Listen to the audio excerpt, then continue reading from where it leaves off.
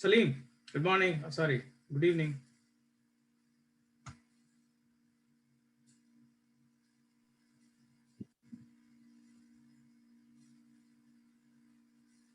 Yeah, good evening, good evening here and good morning there. Yeah, good morning. 6 o'clock, 6 a.m. Yeah. We will wait for 3 more minutes. Sure, no worries.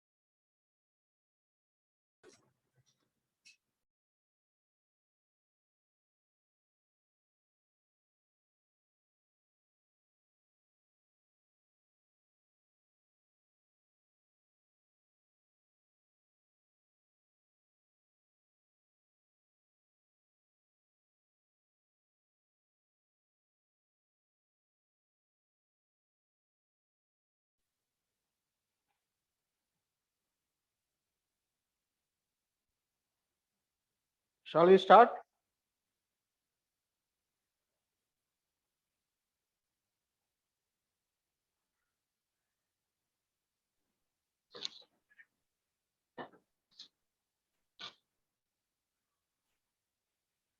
So if everyone is ready, then we can go ahead.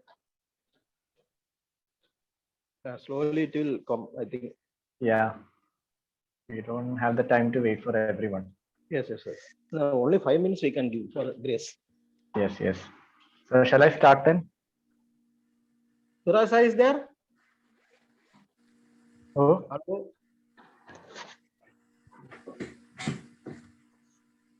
Hello? Good evening and good morning to our Suraj sir from USA. It's our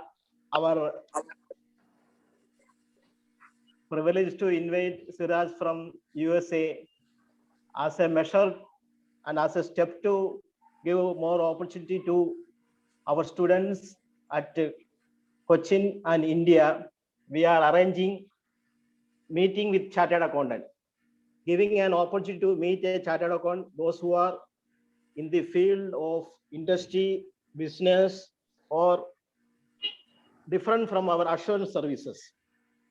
Today we have a good friend of mine and a chartered accountant from India who settled in USA. I invite my student Rajesh to introduce himself. Over to you. thank you, Salim sir. And good evening all who is present here. In this week's of Srikaza's meeting a chartered accountant, we have CA SIRAJ Syed sir, who's a chartered accountant from India. He's a product manager in Williams-Sonoma in San Francisco, USA. He has 16 years of working experience in the field of oracles and various other financial ERPs. He has also worked as a consultant in various prestigious companies such as Cisco, Yahoo, Google, and so on. And we are very privileged to have you here, sir. And we have been conducting these meetings for like over a month now, and it has become very useful for students as they're gaining so much of valuable inputs from great personalities like you, sir. So now, I now welcome CA Siraj Sai, sir, to get on with this meeting. Over to you, sir. Okay. Hey, thank you guys, and I'm really honored, and I thank God for this great opportunity. I always like to meet people, talk to them, and share my experiences. But those things, mostly those things happened on a one basis, and this is the time I'm coming across. I don't know how many participants, like 20 participants here, who's waiting to listen to me. That's very rare. Okay, so few things, very casual and be free and stop me if you feel like if I'm audible, if I'm not audible, and whatever way, wherever you want to stop, you can stop, and then you can ask. It's just be like a friend. I'm not here to preach anything. I'm just here to share what I have learned. Coming back to the ERP opportunities, first the housekeeping thing is when I'm presenting, I wanted to be focused, so you can sleep, but don't snore. 1 second, sir. Before that, can everyone please mute yourself before we get any further disturbances? Everyone please mute yourself. Biju Narayanan, can you please mute yourself? I think I have something, I don't know if I could do that, like mute all or something, I don't know. Like we can unmute them if there comes an interactive session, but sure. When you're speaking, we don't want any kind of disturbances. That's why I told everyone to mute. Sure. Okay, fine, sir. You can get on with it. Yeah, let's go into it. So, okay. Why this session Salim called out is because when he spoke to me, he said that why don't you give your talk about this, and then I said that what is there to talk about, and people are smart, they have chosen the chartered accountant course and they know everything about it. Then he said that no, the people who are currently working are mostly getting into accounting areas. The ERP area is not exposed. So I thought, okay, let me share what is open for chartered accountants in the area of ERP. So I'm going to put that in the presentation mode. Let me know if that you guys can see my screen, right? Yes, sir. Okay. Let me see.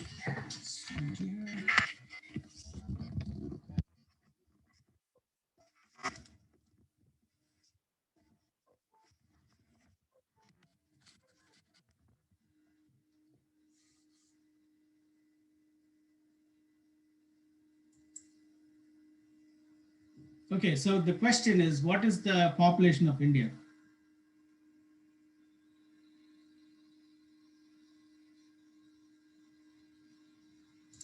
It is roughly 1.3 billion, right?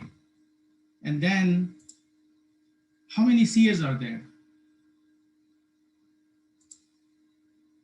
Roughly 300,000 or something, right? So where do you want to see? You want to see in the population of 1.3 billion, or you guys want to see yourself in this small population, which is the prestigious population as far as I see this population. And then that should be the motivation for you, that you should be in a very small, unique population. And then I wanted to take up this like what is ERP, how to get into ERP, and what an ERP brings as a benefit for that enterprise, and then what is the career path in ERP, and then what is my current role and what I am doing in this role. So the definition of ERP, right? Everything when you start, you have to define that. So I was looking a lot of definitions, but I came up this simple definition of, ERP is the vehicle for integrating people, processes, and technologies across a modern enterprise. I'm going to explain every single word of this, I promise you, so don't get confused with the terminology. So before that, we have to understand what is accounting and what is ERP, like where this exact difference lies, right? So what is an accounting software? You guys have worked in many accounting softwares, right? Starting from Tally to QuickBooks, to Sage or Zoho or whatever. So what those accounting software record is maybe GL transactions, accounts payable, accounts receivables, and then generate these basic reports, income statement, and balance sheets. When it comes to an ERP extends itself from this accounting software. I would say accounting software is a parcel or part and parcel of an ERP, like one small Lego box of the whole package. So ERP will consist of human capital management, and then the AP module, and then financial and forecasting. Basically, it packs the whole of our organization into one suite, and then it gives us the fundamental access to the whole end-to-end of an organization, right? So that is what is an ERP. ERP extends to the last person and the last process of an enterprise, of a company. So if you see this, right, you see a big car manufacturing company here, right? And then if you see this big car manufacturing company, assume that it doesn't have an ERP, right? And then this car manufacturing company is having multiple different factories in different parts of India. For example, Mumbai has a factory, and then Noida has a factory. I know different parts of India, this car manufacturing company is having factories. And what happens is every single, if ERP is not there, every single entity or every single location of that factory will work in silo, and then it's not integrated. For example, Noida, for example, sales guys are going to give a forecast of that they are going to sell, just assume for our ease of calculation, that they are going to sell only one car, right? Do you see a red car there? I think I should have some interaction. Is there? You see the red? Yes, sir. Yes, sir. We can see that. Yeah, just ignore that. That's not a. I'm just kidding. Just ignore that. So that these cars will need. This guy comes in and says, the sales guy says, I am going to sell one car next 2021, right? And then that's his forecast. And then the planning guy says, to produce one car, we need 4 tires, right? And then Noida has to give 2 tires, and then somewhere in Coimbatore, a company has to produce 2 tires. Now, what happens is these two people, because of operating in 2 different locations, not integrated, they will have their own part numbers. The Coimbatore company will call it as some front tires or whatever, and then the Noida company will call it something else. So what happens is when you cannot collate the data together to find out how many tires has been purchased, because this guy will call a part number something ABZ, and then the other guy will be calling, other locations will be calling this as XYZ. So you don't have you cannot collate these things and come up with a final one part number across all the location, because it's only the tire, and then why would a tire need multiple item or part number? So now imagine if there is one single system and the master data is created in one place and accessed from anywhere. That is called integration, right? And then wherever you're buying, wherever is your location, and when you go and look into a product number or part number or item number, and then that item number will be uniform across all the locations. The item number will be created in one place and accessed throughout the organization across the countries. Got it? So that is what is integration is plays a main role. So that is how organization works, right? For planning, the forecast will be there before you go, and before you see any car in a road, there are so many things is happening in the background, like planning, production, and then planning, and then procurement, and then inventory. Even in inventory, we all did in costing, right? Economic order quantity, how much we need, how much we can store in a warehouse, and then how much is the lead time. All these things were initial, that is the initial idea behind this start of the ERP. Now, based on those orders, procurement team is going to order, finance team on the back, they have to arrange for funds when exactly the vendor payment due is coming up. So all these things have to be integrated to have a seamless progress of an enterprise. That is one main reason ERP is much sorted out by all the big companies, right? So any questions till now? So you're getting hold of anything, or we are still going to learn more about it. So as of now, you guys getting about what is integration, right? Why we need integration, so that we don't have any duplication or anything.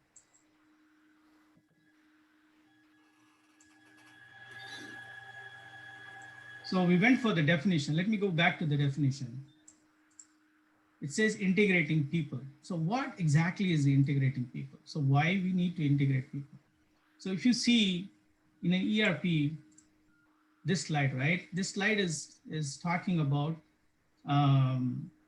how people, in the sense, people are the core core part of an ERP. That's why when you say enterprise resource planning, we call resource means people are part of that resource.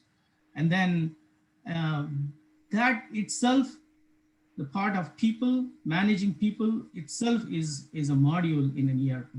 For example, when a person joins an organization, he has to be onboarded. He has to be given all the organizational objectives, all these things, and how he will be assessed, how his progress will be measured.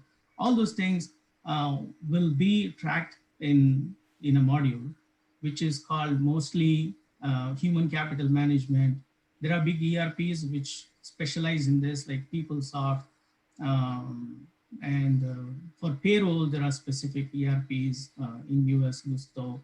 All these things are there. So in a nutshell, when we organize people in a better way and make their life better, they spend productive time in an organization to improve the productivity for that enterprise.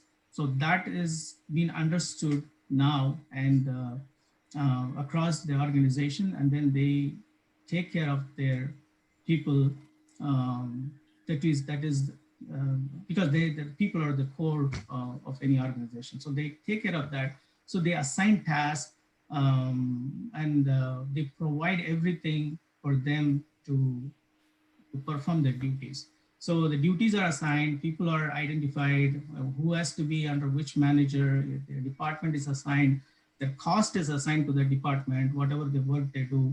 All these things happens at the people level. So the people has to be integrated. And then what happens when the people is integrated and they are they are operating in a silo, like one module, without that getting integrated to finance. Because when a person is enrolled as an employee, either he has to be in planning, or he has to be in inventory, he has to be in finance, he has to be in sales. Wherever he is, he has to be given a department. Now that guy will have a manager, and that manager will have a group manager, and then floor manager, and then it goes on, the hierarchy goes on. So these guys has to be integrated to the job they are doing, and then that job will be in some other model. So people is there, and then now we are going to fit those people into the processes. So when I say process, right, what exactly is process? Process is, in a big ERP, we call process can be finance, can be supply chain, can be manufacturing, sales and marketing. So these can be a process. Now we all know, mostly as a chartered accountant, we know finance as a process. So inside finance, what is the process? Inside finance, we can break it up as accounts payable as a process, and accounts receivable, like AR module, as a process, and then general ledger as a process. Now further, we have to break it up. What is AP? AP involves payment as a process, invoicing as a process, approval as a process. So we have to further break it down so that we go to the very small process and assign people to that, and assign a way of how to perform those activities. For example, if I have invoicing as a process, I have to assign a clerk to enter an invoice, and then his manager has to approve that invoice, and then that process gets over. And then there is a payment process. Then somebody who has to assign to run a payment batch, and then there is another, his manager has to approve that payment batch, and then somebody from the cash department has to process the payment batch. So these are all small processes, and now those processes gets added up, and comes into a module, which is AP module.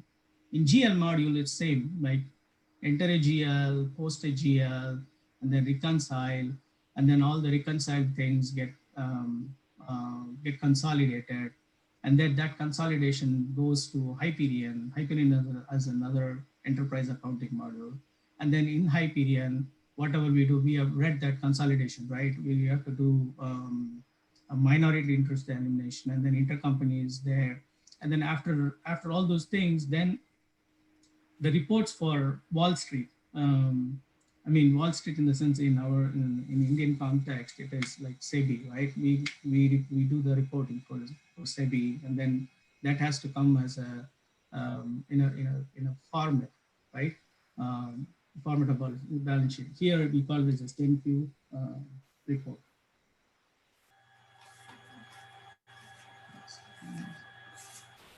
One second.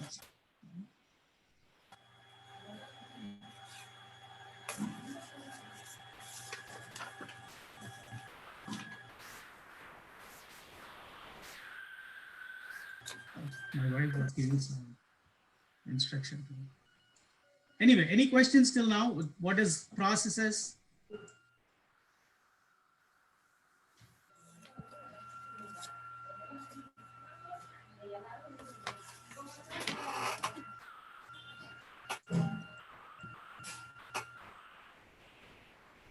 This process can also be considered as key business flows.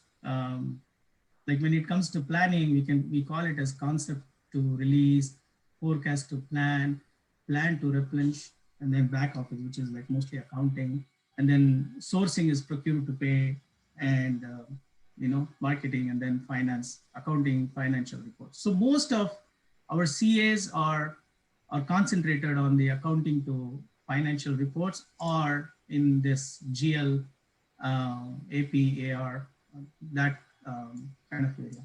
Now we saw this definition, we know how is integrating people important, and then we also know what is exactly the processes. And then we also, I'm going to show you technology. Technology is nothing but whatever we pick up. Are we going to use Oracle? Are we going to use SAP?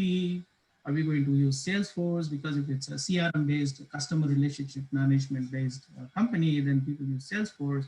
And then there is Microsoft Dynamics that is also in ERP. I'm just picked up like 4 or 5 good ERPs, and I work in Oracle, so I know how Oracle works. This definition is, you guys are clear with this definition? What exactly is ERP and what is going on behind the scenes?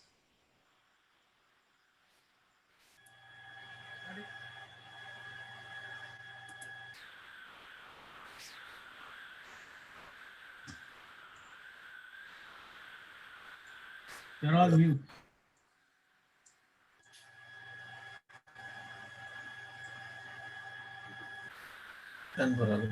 Ringtone மாத்திட்டியா இது இல்ல திருப்பி சேர்லதான் வருது மாறி வருது. என்ன வேணும்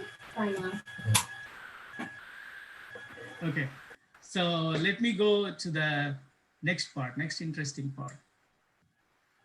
What exactly is a ERP implementation, right? So not just ERP, most of the softwares, they follow this approach. All big implementation goes through this approach. These 7 phases of a life cycle. One is the planning, and then you define the requirement, and then you design and prototype that, and then you develop that, and then you go through the testing, you deploy it, you do a smoke testing, and then goes into the maintenance part. So these are almost all big implementation goes through these phase. I'll explain each phase one at a time, right? So what exactly is planning, right? When planning happens at a more higher level, like for example, right? You guys, அவங்க வந்து நிறைய அந்த ஒரு manager அவங்க ரொம்ப குட்டா இருப்பாங்க children's கூட கூட விளையாடிட்டு இருப்பாங்க. So can you mute that அதே drink audio? Sadish Kumar, can you mute him? As you're the host. Yeah, I think I can mute him. Yeah, I muted him. Okay. Thank you, sir. Yeah, so what I was trying to say is that any ERP implementation goes through these 7 phases, right? And then planning, I was trying to explain planning. What exactly planning is that you are working in XYZ ERP, right? And then the management is asking you to close the books on 4th day of the month. For example, I mean, if it's month end is January, and then they wanted to have the reports by 3rd of February, right? That's not happening because your ERP is not integrated. And then you have really tough time getting the reports from other organizations and then consolidate that into one single company-based P&L or income statement. So what happens is you go to management, you say that, hey guys, whatever you are asking is not going to happen with this current ERP. So what happens, then the management goes and they go and ask bid to SAP, to Oracle, to Microsoft Dynamics, NetSuite, all these people. And then they come up and say that this is our bid, these are the things we are going to do, we can do. And then management says, okay, let's pick up Oracle, for example. And then that's the planning part.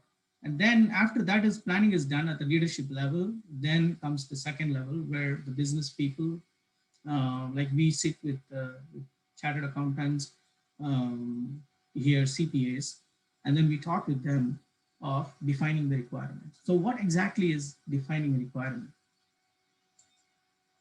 Do you guys know anything about defining requirement or understanding what exactly happens? So I'll give you an example.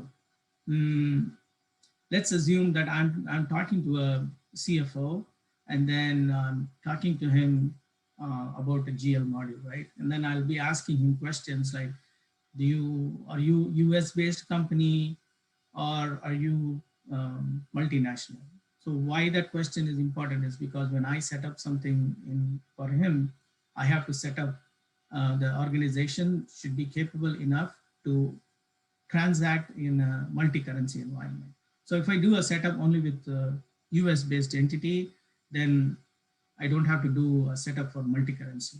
Like for example, if someone is entering an invoice or a customer invoice, that user should have the capability to enter USD or GBP or Euro, all these things. For that, I need to ask him, your company is multi, what do you call, multi-currency or multinational?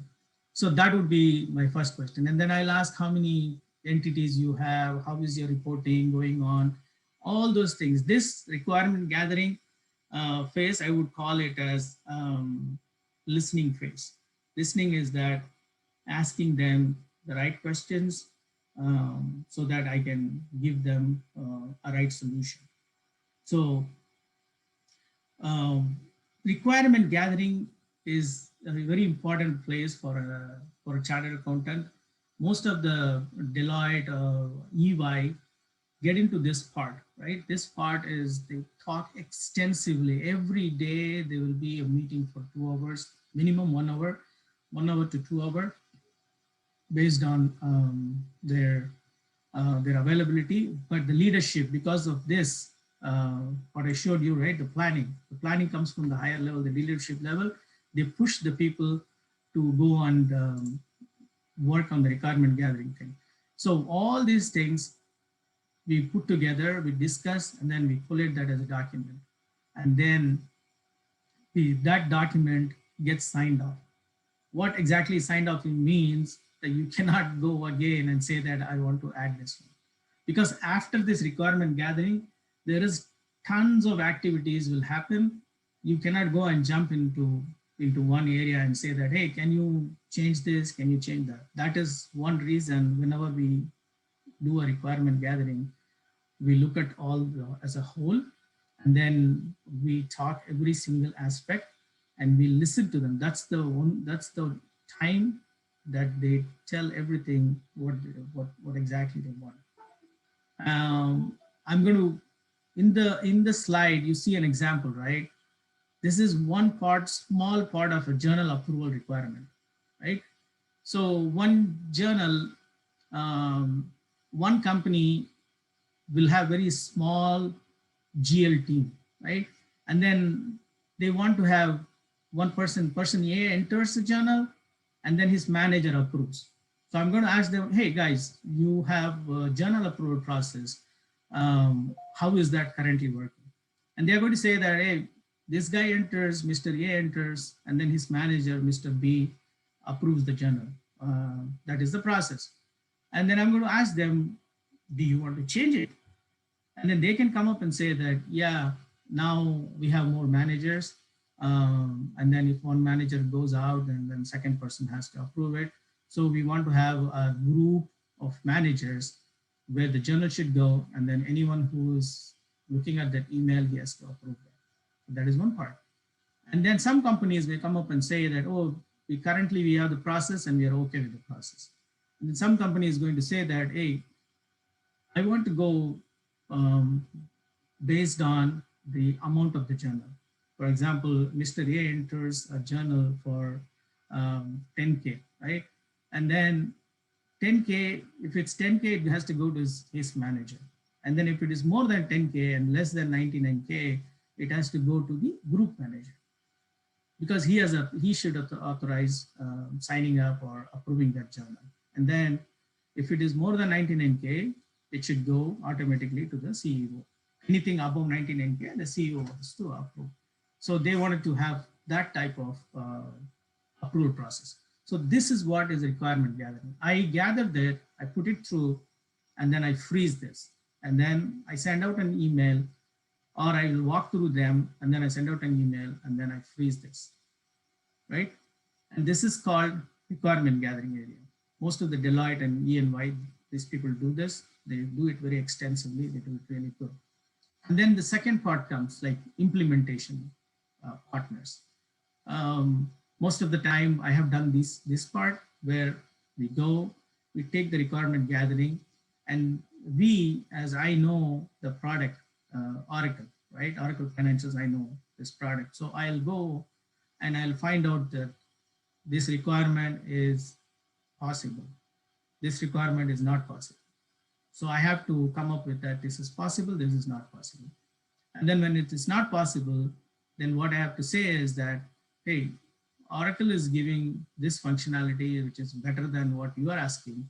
Can you go ahead and accept this? So that means that I'm giving you a better thing that you want to take it or leave it. So the company either goes with the best practice from the ERP and they accept it, or they say that, no, we don't want to take what you're saying. We wanted to go with ourselves, our process. And then what I have to do, I have to call the technical guys and I have to work with them and then analysis the gap. And then I'll give them a code saying that we have to, for doing this, then we have to have this budget. And then that will go to the leadership team and then they will knock it off saying that no more money. And then the finance team comes up and says, okay, let's take it like as is. Or if it's really important or it's SOX compliance is there, then they will go say, okay, we'll spend that extra money. Let's the technical team come and work it out. So this is how the whole requirement gathering works. This is very important area. And then what happens after the requirement gatherings come, then we do a design. We do a design, we do a prototype, and we do a workshop with the users showing what is that they are going to see at the end of the implementation. And then they say that everything looks okay. We have an idea. This is not going to be 100% final product, but this looks like this is how it is. The screens they will see, the entries they can see, the keyboard functionality, all these things they will see as a prototype. And then what happens is we go and do a testing. Testing is that we do a module testing, and then we do integration testing, and then we do a UAT. UAT is the final thing where you get the sign off from the users saying that everything looks good, and then let's go into that. And then we deploy that in production. We do a cutover activity because there is an old software, there's new software, how we are going to bring the history into the new software, and all these things we work out, and then we deploy that. And then after that, if the production goes, and then people do the month-end closing, they will have issues, we raise ticket, we work on that day and night, and then fix it after a month or so. Then we say that, okay, now you guys take care of that. So that's the process of the whole ERP. Looks good or boring?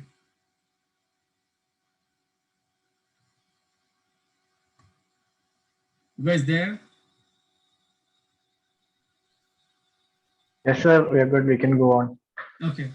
So what exactly this ERP brings into to the organization? The ERP brings the whole end-to-end process, right? And then it gives visibility of data. For example, I can if I have a different warehouses not connected, right? I have a very good company, good sales, but I have my warehouse are my warehouse is into different parts of the country and it is not connected, right? Then the data is not real time, right? So the visibility is not there. If I want to sell something and if I go into my stock and then my stock shows like 4 days before 100 units are there, and then I go and book, but it's not there. Somebody has already booked it. So it goes on back order and everything. And then the customer, right now, the customer is the king. And then if you miss any 1 or 2 order, he's going to go into the next company. So visibility has to be there, the speed has to be there, the accuracy has to be there, and also at the same time it has to be low cost. And the very important thing for an ERP is the data they capture. That's very important. I'll tell you why data is very important in the next few slides, but keep this in mind, data is very important. This data is what drives the whole enterprise to go into ERP. Now you know what is ERP, you know processes, you know what is integration, why we need to integrate, all these things you need.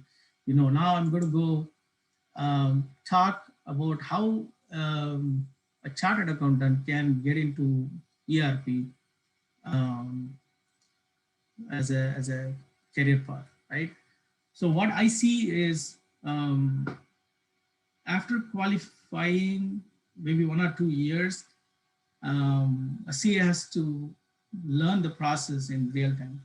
For example, he has to work in a company, either it can be anything like manufacturing or service oriented, finance or anything. He should work in the real-time industry and then learn the process, not just go and do the audit.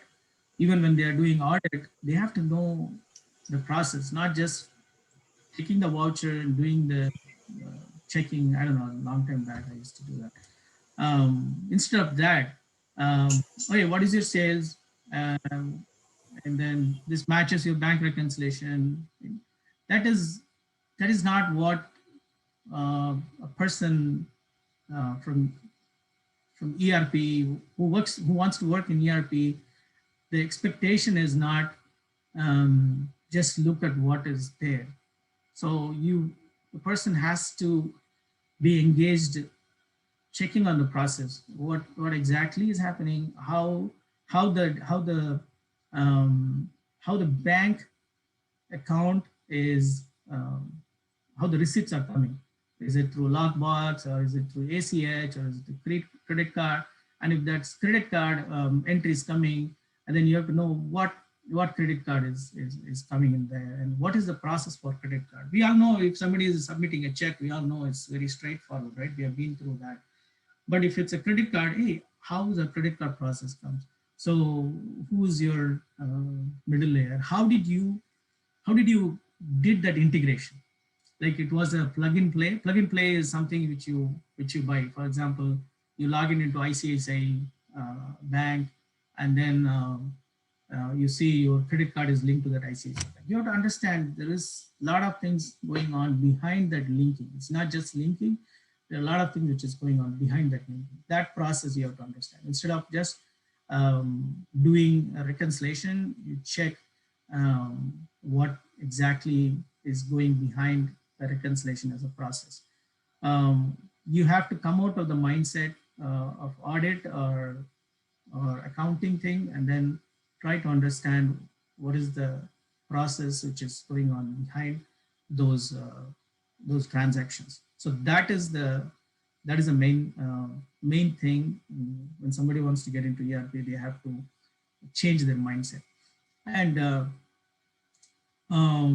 when you get into a company, I'm saying that when you are working in an existing company, right, there will be a lot of opportunities when they are doing a new, upgrading them, their softwares or coming up with new software. Like I said, that your leadership is asking, close the books in 3 days, and then you guys are not able to do that. And then you come up and say that, hey, we want to change the ERP. And that's the right time when your company is going to say, okay, let's go and implement this one. So when you get the chances, when you see that chances coming up, you go grab it and then work with the implementation team and then learn that product. And then if you work in a big company, there will be definitely an ERP, and try to work with the support team. For example, you post a GL and then that GL is not showing up. The posting is not working. Then some account code combination is so wrong. And then you raise a ticket, right? You interact with those people who resolves your ticket, and then ask them what is the issue? How does that get resolved? And then you try to come up with a monthly report saying that, hey, these issues are coming every month, right?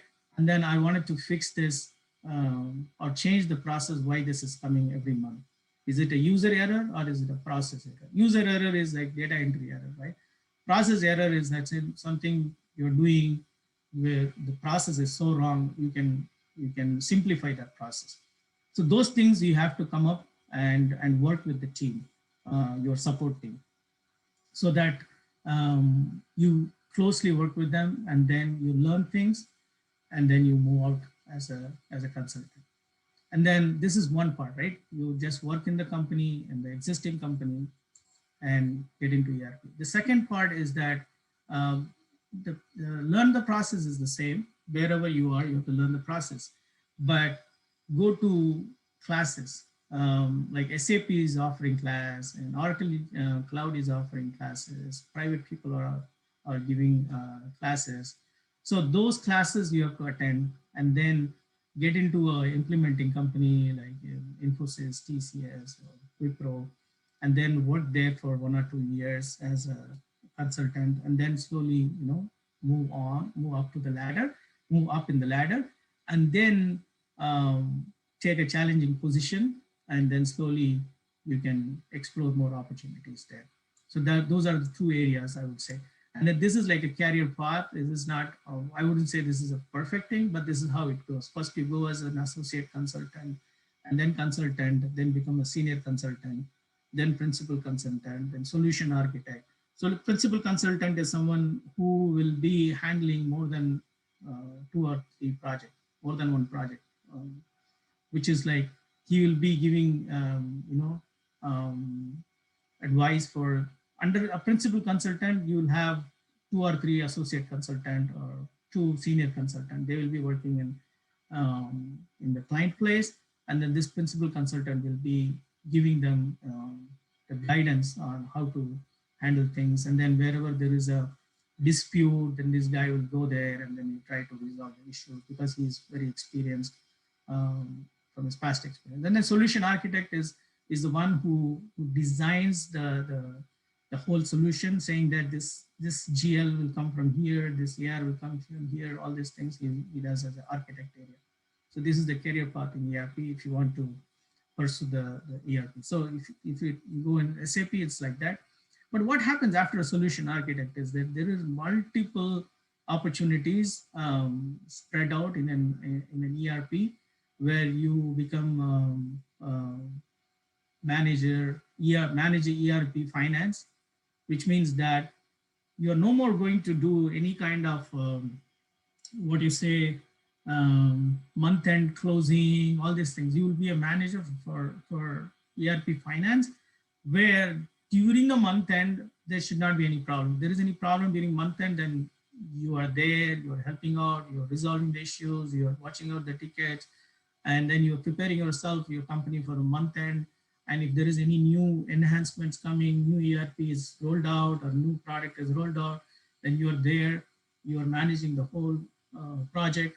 Those type of responsibilities come up, ERP manager, finance. And then you move on to the ERP manager, the whole systems. The whole systems, you manage the whole system. And anything is there, people are asking you a question. Somebody is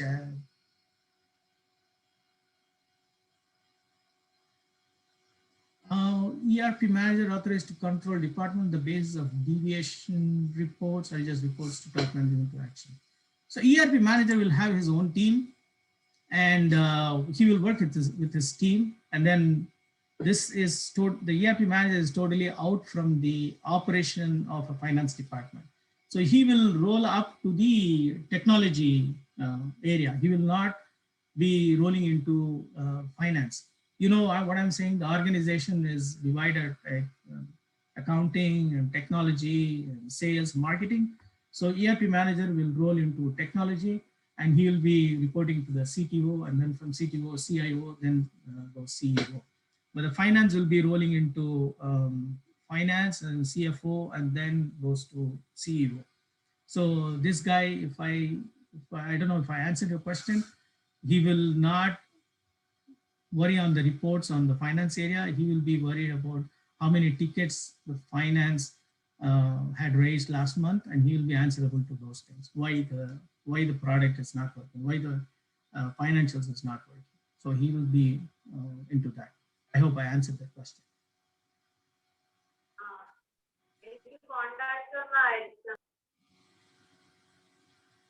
Okay, Abdul. Yeah, you can answer in chat if you want to. If I answered your question. And now, this is where I am. My profile is a product manager, right? So when it comes to a product manager, anything is a product, right? If you see in the screen, a pen is a product. And then not just a pen, if you break it up, a nib is a product. Then writing the nib is a product. And then I also put a messenger icon, right? Facebook Messenger is a product. And under Facebook Messenger, uploading pictures is a small product. And then uploading picture, the product manager assumes I am a product manager for uploading pictures on Facebook. What I have to do is I have to decide what type of pictures I am allowing to upload. Can PDF be uploaded? Can JPG has to be uploaded? And then I have to also decide what is the size I will allow to upload, because any photo I upload, I send it to the other people, it needs a certain space gets occupied into my server, right? And then I have to coordinate with the server guy, the tech team, to ask, hey, I'm going to do unlimited video, like 1 hour of video, somebody can upload in Messenger. And then he's going to come and say, no, you cannot do that because that will crash our server, right? So I have to go around, talk to these people, and then come up with a solution which the user will like. Otherwise, I have to say that, hey, you are not giving me 1 hour of video upload, my users are going to be upset. And then we come up into a discussion, and then we take the right thing for the company. Okay, let's go with 10 minutes of video. And then let's break up that 10-minute video into size. So all these things happen. So that a product manager is a person who is responsible for that product. So right now I am a product manager in my company for Oracle Financial. So whenever there is a new product or project comes in, so I have to be engaged. I have to write the requirements, the stories of what is going to come up and what is the users going to get. Right now, for example, I'm working in a AR project. AR is accounts receivable, and then we are implementing accounts receivable. So we have to talk to the users and then show them this is the product you're going to get. These are the vanilla standard things in that product. We are going to provide these things to you. These are the reports coming out of that. And then to say, hey, you guys want to take it up, or is there anything you want to change? And then they are going to come up and say that, hey, whatever you showed doesn't look good. We don't want this. Or they are going to say that, wow, it looks good. Let's go for it. Or they might say that let's do 50-50. I want these areas of this product, but I want these reports to be changed. Then we go to take the requirement, do the modifications, work it out, go with these phases, right? These 7 phases, and then put together and implement that. And then if it's success, all are happy. If it's not success, then we get more tickets to resolve and then work on that. Got it? That's the whole setup of product management. And then to excel ourselves, I want to share some, like till now, this is what is in ERP. And then I also wanted to talk with you guys. Like when you see this process, right? Like AR, AP, all these things, inventory, supply chain, all these things are there, right? As an accounting professional, this area is vast open. When I was getting into this this line around during 2000, I worked as an independent consultant in India for a distribution center for Procter and Gamble. This one was concept was very new. People from technology were in this area. There were no accounting professionals were not in this area. Still, even now, the majority, the top level, very few people are from chartered accountant or accounting background or are present in the very top level as a ERP manager or whatever. But most of them are technology oriented, IIT, IIM. Those people are sitting on the top. So, but there is a huge opportunity right now. As of now, lot of companies, Infosys goes to our campus. They recruit people, but this session will give you an overview. If somebody is recruiting you, if TCS or Infosys is not an accounting firm, right? Not an audit firm. So they are technology firm. So when they are technology firm, they are coming to you and recruiting you. You should know what exactly is going to happen. What is your career path? Where you are going to work. So that kind of clarity was not given or was not provided or was not available to the chartered accountants during my time. So that is the gap. My primary objective of this presentation is to bridge that gap for you guys to give understanding what exactly is ERP, where you guys can get into that, and what will be the expectation from you. So that is what is the main objective. So as of now, I'm not sure if you guys understand this part.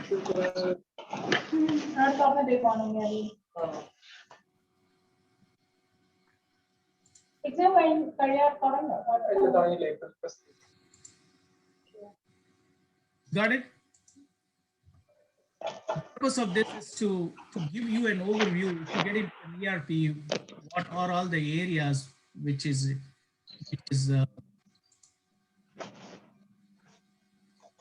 yeah, to see any additional qualification to join in ERP. So I presented this, Abdul, how you get into ERP. PA is really an additional advantage.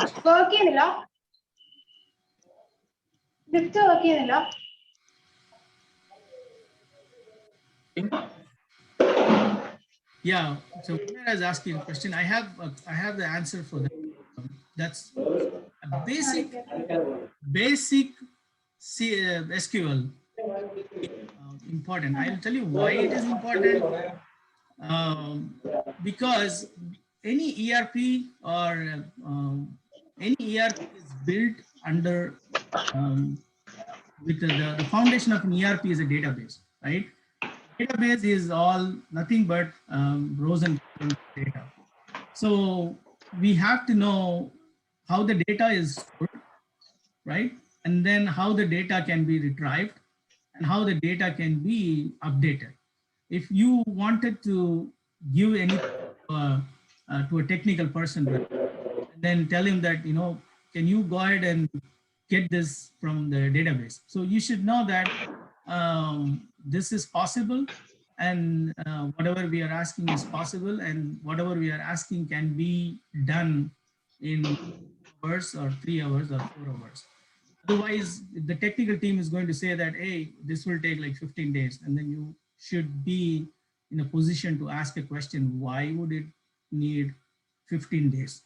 So that, at least I would say basic, really, really basic.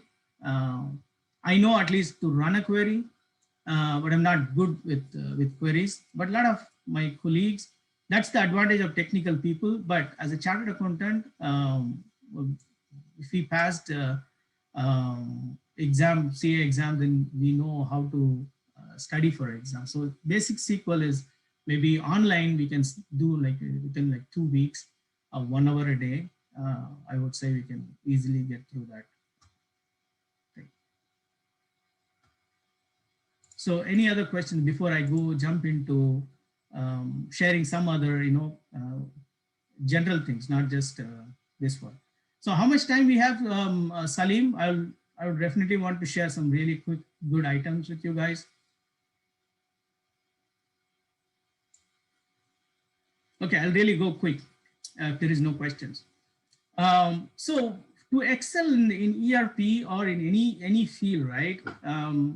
As a chartered accountant, we are very focused in studying, but instead of that, we have to focus on what we are studying and why we are studying. What is that we are taking out of whatever we study? How are we going to apply that into our life? So before I said that, right, the ERP, the main importance of implementing an ERP is to capture data. You know what is the, I would like to ask you this question. You can answer me in the chat before I go into that. What is the new oil now? Oil is a very valuable thing. People say that, right? Now, there is something which is more valuable than oil.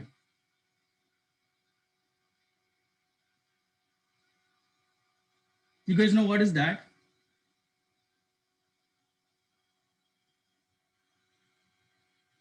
It's data. Data is more valuable than oil. So oil itself is just you use it and then it goes away, right? But data, every time you refine the data, you get more valuable data. So that's why data is very, very important in the modern world.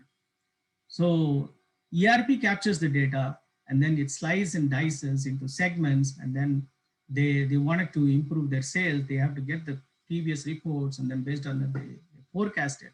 So data is very, very important, not just for ERP, for anything. Okay. And then I wanted to talk about this data, the importance of data, with a small story. So this guy, if you see in the screen, his name is Abraham Wall, right? And he lived during the World War II. And then there was a problem statement, right? We call it as a problem statement. So problem statement is, during the World War II, the pilots who go with the fighter jet, there is only 50% of survival rate. They come back to the base, right? And then the leaders realized they have to reinforce their planes because they got hit and then they fell down, right? And then they wanted to put some extra armor to protect the planes from the gunfire from ground and from the air. And now if they put the whole armor in the flight, what happens is the weight of the flight gets increased, and then the flight cannot be easily maneuvered, right? Cannot be controlled.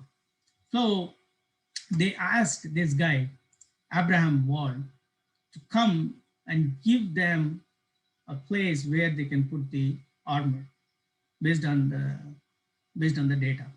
So what this guy, this guy's theory is, take into account not merely the data you can see, but also the data you can't. And then what the leaders gave this picture. You see this picture, right? The first one is on the left is bullet free when they go. And then the second picture is when they come back to the base, they got hit by in the front cockpit and on the wings, on the tail. There's only 2 places they didn't got hit, right? And then what the people said, the wartime leaders said, hey, can you just come up with the best strategy to put the armor wherever the damage has happened. It's very, very straightforward. The data is here, and then just they have to put the armor there, right? But Walt disagreed. This guy said, no, you're doing it wrong. So what he said that you guys are having the data, but you don't have the data from the flights which didn't return. So whatever this data here is from the flights, it got returned. But he said that you guys don't have the data for the flight which didn't got it done, right? Now what happens is the bullet holes suggested that the area around the cockpit and tail didn't even need reinforcing because it never hit. They thought that, the people thought that this area has never got hit, so this is fine.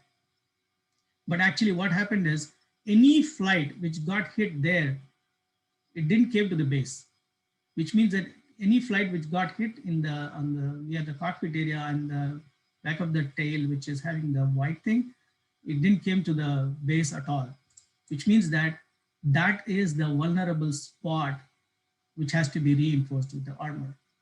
And then that was the truth. And then when they did that, they changed the whole war game, and there was a more success for the alliance people.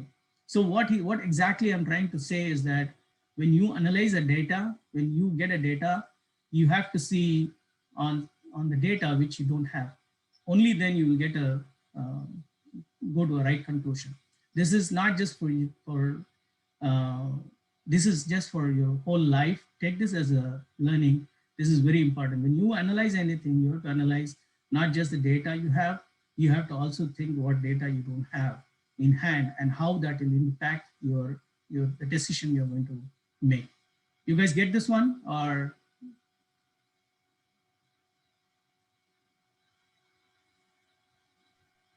Yes, sir, you can move on.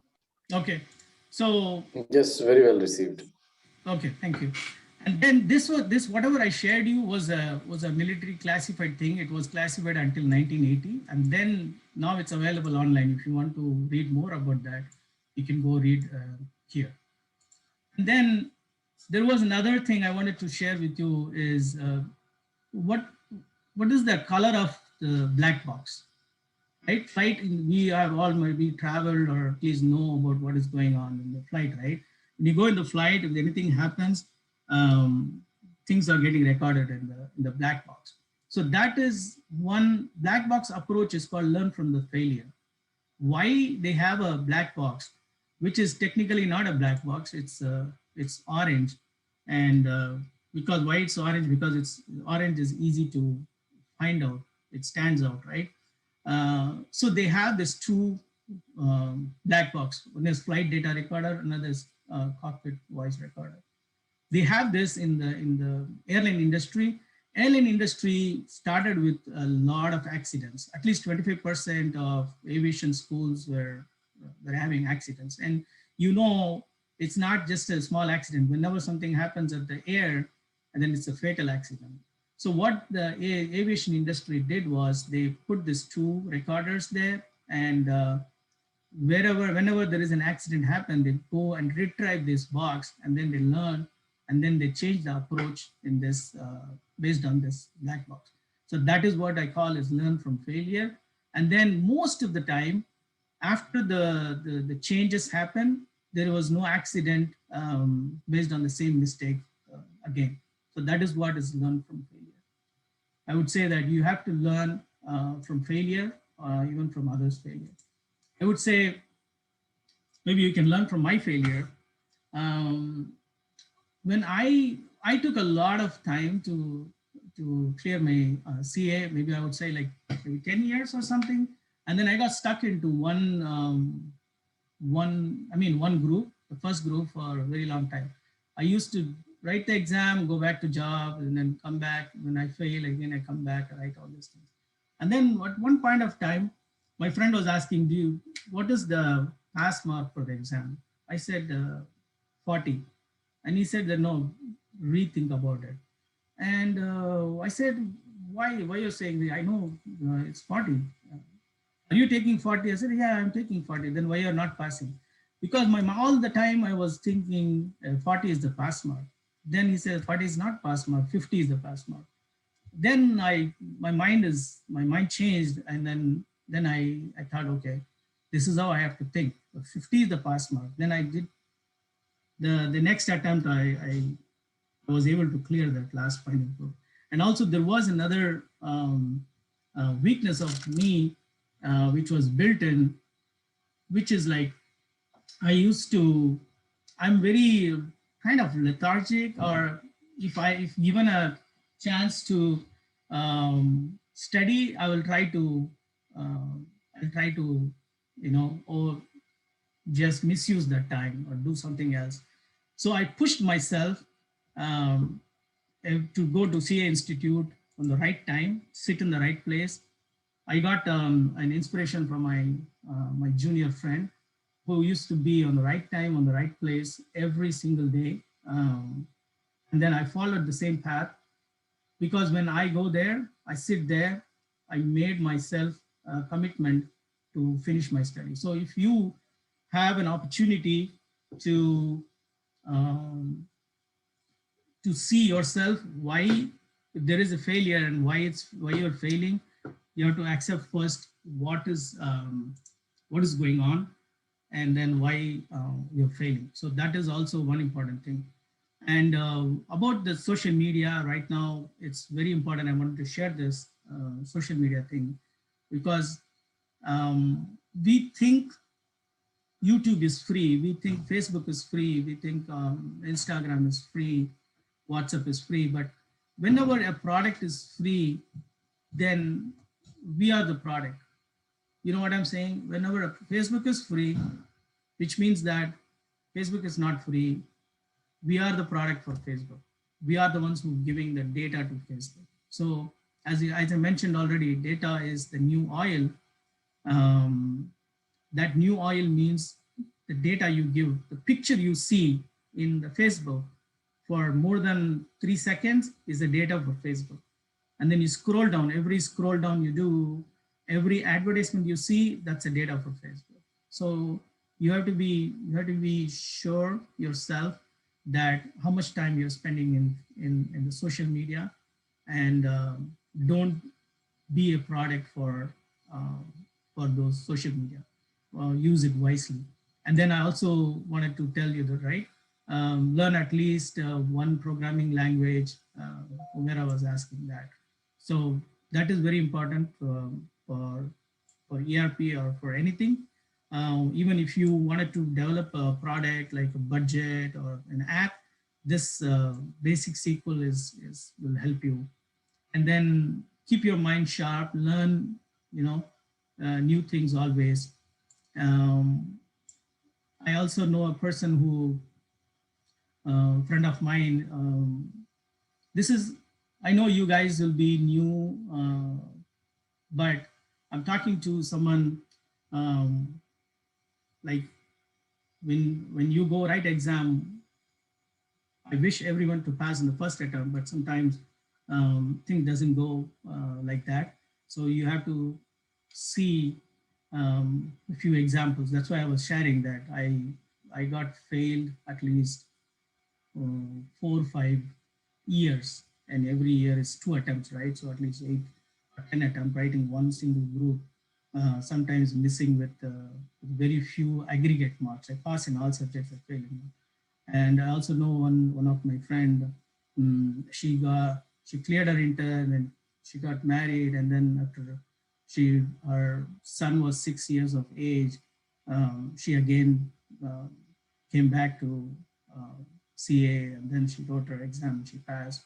And there was another friend who studied in Tamil medium, and he had really struggling days writing the CA exam, and he cleared. So there are a lot of examples are there as far as CA is concerned. And there are a lot of examples where people have dropped out, and I want you guys, whoever is listening, make a commitment to your studies. This is very, very important time for you guys. And then make use of these kind of programs. I think you get to meet a lot of different faculties. I also listened to the previous speech, and it was really good. Thank you, Salim, for giving this opportunity. And I stop here, and then I'll open up for questions, and you can put it in the chat, or you can ask me any questions if you have. I hope you enjoyed it. I tried my best. Sir, this is Naeem from UAE. Thanks for giving this insight into ERP. hope all the colleagues in the profession practicing as well, those who are in the industry and especially the students would have made good use of this. A question from me is that you've also done information systems audit certification. How does it aid, complement you in your profession? Okay. Yeah. Thank you. Naeem, thanks, Naeem. Naeem is my good friend, and that's a good question, of course. So CISA, when CISA is a very important qualification as far as I feel. That helped me when I was doing an Oracle ERP. There was another opportunity I came across, which is a SOX-based audit, which means that those who enter a journal cannot approve a journal. Those who create a supplier should not be able to create an invoice. So these kind of internal audit things has to be designed in the system. Like they give, right now when you enter into an ERP, right, as a user, you see certain certain privileges or certain entry points for you to make an entry. So you cannot see, and your manager will see in a screen certain other entry points or data points available for him. So that kind of systems designing project I got based on my qualification of CISA. So CISA is something which helps you to understand that internal audit and the requirements for those. And then this CISA is a qualification to get into that risk management type of work. So if I feel like tomorrow, if I feel like, hey, I don't want to do this product manager thing, I wanted to do risk management, then this is the right qualification to have to get into the risk management. Risk management is a very good area, good money there. You work with SOX people, SOX, Sarbanes-Oxley in US. And then in India, it's like people do it, internal audit or system audits, those things. So CISA is a very good entry point for that. I hope I answered that. Thank you.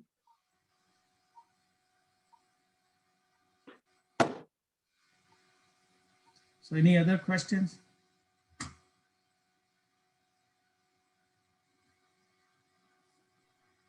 If anyone have any other questions, you may ask, unmute yourself, or you can chat. You can also use the chat box for the same.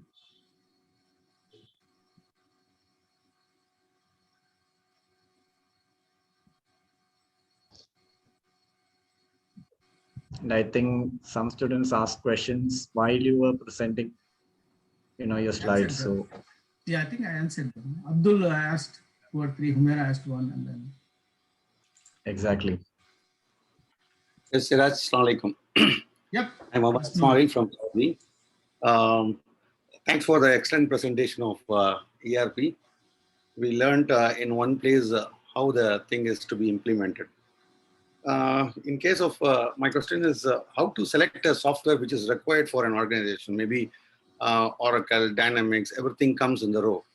So that we may be wrong in selecting a bigger version for a small company or a small version for a bigger company. How you will be deciding on which software to be selected for what? Yeah, that's a very important question, but that's at the leadership level. So I'm going to show you this slide, right? If you see this slide, the planning area, that is where that happens. So what happens is the leadership takes an input from the finance or from the operations, I would say supply chain. So they have their own issues. They come up with a problem statement saying that I cannot close the month within 5 days or within 10 days, right? And then the operation or logistics are going to say that, hey, my customer is booking the order, but because of logistics failure, I cannot deliver the order on the correct day. Because of that, I'm losing this much of sales. So these are the problem statement. And then with this problem statement, they approach their VP, and then VP goes to the CEO, all these people, they come up in a room, they sit and talk. And then they come up with this, with a proposal that these are my issues. And then they send it to all these big companies. And then their sales guy come up with a solution for that. And then they do a demo. So before selecting any ERP, these guys go through various demo. And then this demo should resolve my problem statement. And then they, at a higher level, but at a higher level, they provide you at least 70% of issue resolution for your problem statement. That is when the leadership selects, oh, this guy is okay for this. For example, if it's a manufacturing, more CEOs go for SAP because SAP is very much established for manufacturing. When it comes to financials, especially in US, they go for Oracle. And Microsoft Dynamics is for budgeted ERP. NetSuite is like that. NetSuite Oracle recently bought NetSuite. So that is the basics. Your problem statement, whoever comes up and gives a higher level of solution, which hits directly 70 to 80% of your organization problem statement resolved. And then that is when the leadership selects that ERP. Of course, cost also there. Thank you, sir. Thank you. Hi, good evening. Assalamu alaikum, Mr. Siraj. This is Salim from Singapore. How are you? Doing good, Salim. Yes, yes, Siraj. Yeah, this one. What is your advice on the practicing chartered accountants? Or how they can make use of this ERP? These are only for the career-oriented students or freshers, or we are doing practice for many years. Is there any opportunity for us to explore in the ERP? Yeah, what you can do, I would say for a practicing chartered accountants, it's little difficult, but one area you can do is that, as I said initially, if you see this, I'm not sure. So you can do the requirement part because you know an organization, how it should work. So you can go ahead and then learn about the product and do a requirement session because you don't want to learn and you don't want to lose your practice. You can improve your practice by doing those, defining those requirement sessions. So once you define the requirement session, because that is totally functional and that place is the right spot, I would say, for a practicing chartered accountant to get into an ERP. Thank you. Thank you. Thank you. Okay.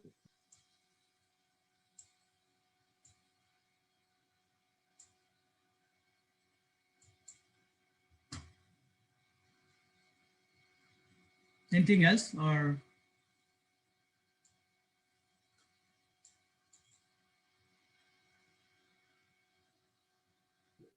Good evening, sir.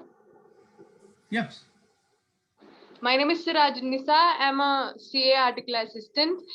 I've got a doubt regarding the configuration documents. What are those, sir? Can you explain? Yeah, configuration document is the final document which we have to use to configure our ERP. For example, what will be my ledger name, right? And then that will be captured in the document. And how many what will be my approval workflow? For example, is that going to be a user to manager, or is that going to be user manager, managers manager, CEO? That will be captured. And then how many different units is going to be there? That will be captured. So based on my requirement, I will document that, and then I will create a configuration document that will be used to configure my production.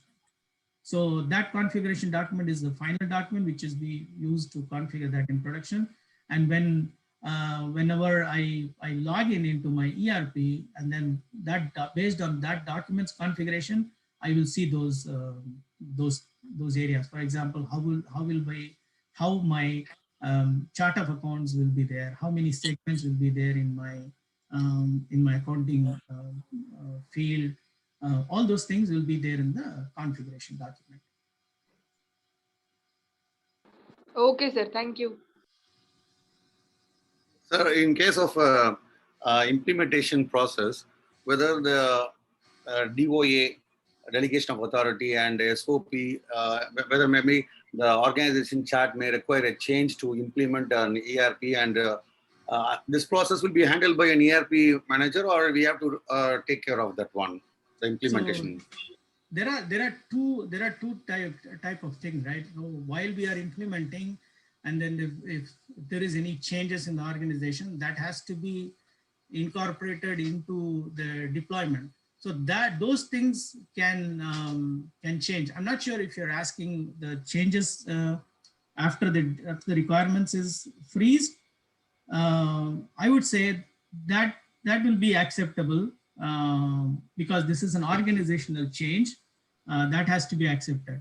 The implementing team will come and ask what has happened. So now they will say that, hey, my hierarchy is changed. This guy got promoted. Those things will happen. The person will change, but the process remains same, right? One guy is promoted, the other guy is into that place. So he will do the entry and the other guy will do the approval. But if the whole organization is changed, now you are no more doing hierarchy. Most of the time, hierarchy is a very common thing, like supervisor, manager, approval is the most common thing. But if there is any drastic change into an approval process or something, you can go ahead, because business is very important. For any ERP is for the smooth running of business, not the smooth running of ERP. So ERP is to serve the business. So the operation, if it is necessary, then they can do whatever change they want. And then that change the ERP has to accommodate. So any change you do at the organization level, if it is required or necessary, then you have to do, the ERP has to comply that. But what happens when you freeze the whole requirement, then it is called the change management process. So what happens is, hey guys, we have done this, frozen the requirement. Now you guys have to go to change. Now we have to redo everything. So we have to do a change management process. So that happens. That is called change management. Thank you, sir. There was a chat, something, let me go and see the chat. What is the scope for newly qualified chartered accountant as ERP analyst? As I said, how you can enter into ERP, either you join a company 1 or 2 years and then learn the process, or you get into a campus interview where these companies come, the IT companies come and recruit you. That is the other process. Or else you learn the product, like a lot of classes are going on. You can learn those the product and then go start your career as a fresh ERP consultant. That is for Sangeet.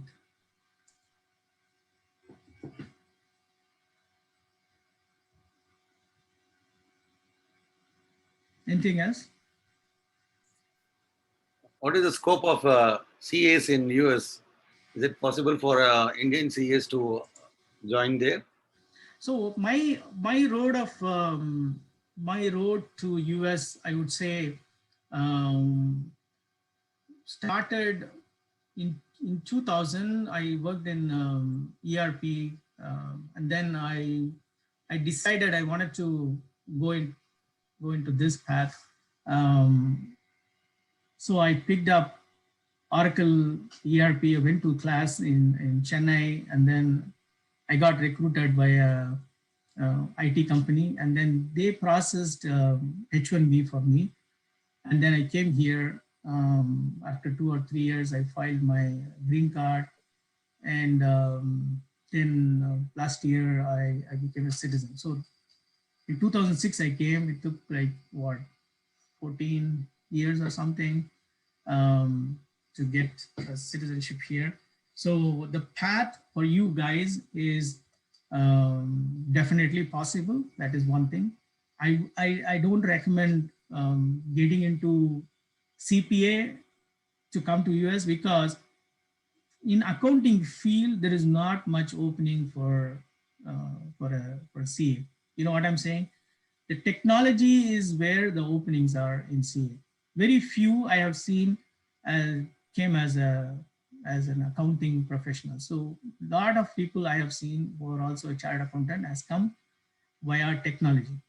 So I came as a systems analyst or something as my job profile, because if I say accountant, they'll say that we have enough accountant. So they don't want accountants. So US wants any H1B they have to issue. It has the issue based on technology.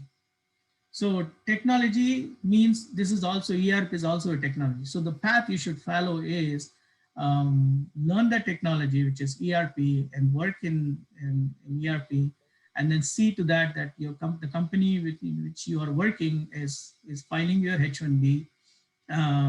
If not, try to see some other companies, they file H1Bs, and then get the H1B. H1B is the only process come into US as a work visa. So that way you can come in and then you file a green card, if you want to stay in US. That's how it is. Is it clear? Thank you, sir. Thank you.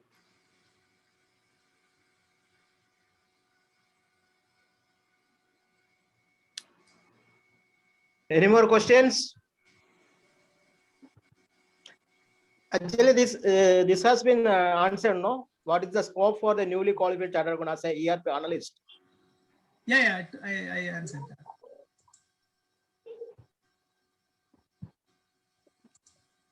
Rajat, any more questions?